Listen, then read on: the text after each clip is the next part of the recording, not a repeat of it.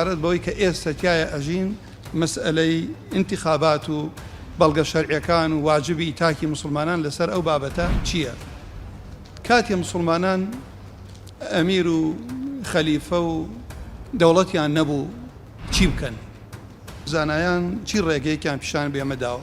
مسلمانان لەبەر ئەوەی نابێ بە فەوضا بژین ئەوێ بگەڕێنەوە بۆ لای عالمەکانی زەمەنی خۆیان و عالمەکانیش بۆ لای ئەعلەمیان. عملی سیاسی ئیشکردنەوە بۆ گەڕانەوەی دەسەڵات بۆ مسلمانان فەردی کیفاییە. بۆ ئەڵێ لەبەرەوەی تۆ تاوان لەسەر هەموو ئوممەتەڵەگری، بەڵام فەردی عین تاوان لەسەر خۆتەڵەگ. بەدەستێنانی دەڵات بۆ مسلمانان، ویلایەتی خەڵکی، بەرپرسیارەتی خەڵکی بگەڕێنیتەوە بۆ مسلمانان، بەڵکو من ئەعظەم لە گەورەترین ئەرک و واژبەکانی ئەم دینەیە بۆ تاوان بە ئاشکرا لەسەر جادەکانە ناکرێت.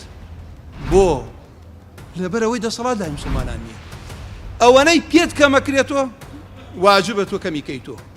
مەساڵح و بەرژەوەندیەکانی نەوەکانی ئادەم نایەتە دی، تەواو نابێ ئیلا بەوە نەبێ ئینسان کۆبێتەوە.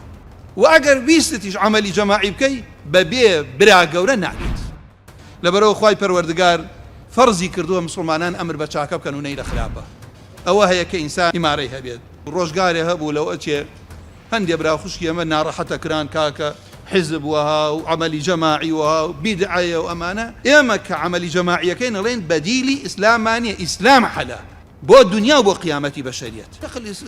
ناسرەدین من ئومەتی ئیسلامی لە عەهدی خۆیە لە ڕاستە شێخ تۆ ئەڵێی من دژی عملی جەماعیم و دژی ئەحزابی ئیسلامیم، ئەبەڵێ ئەبەدەن فأقول إن هذا الكلام زور وبهتان إنني أؤيد قيام الجماعة. من تأييدكم كجماعات إسلامية دروس بكرة بلام بعد تربيتي صحيح بيه با أميري جواز يا شان بيه بلام تعصب يعني بو جماعة كيان نبيه تعصب بو عشرات بو ماموساكات بو حزبكات دمارگيري برچاود ليلكات حقي براكانت نابيني.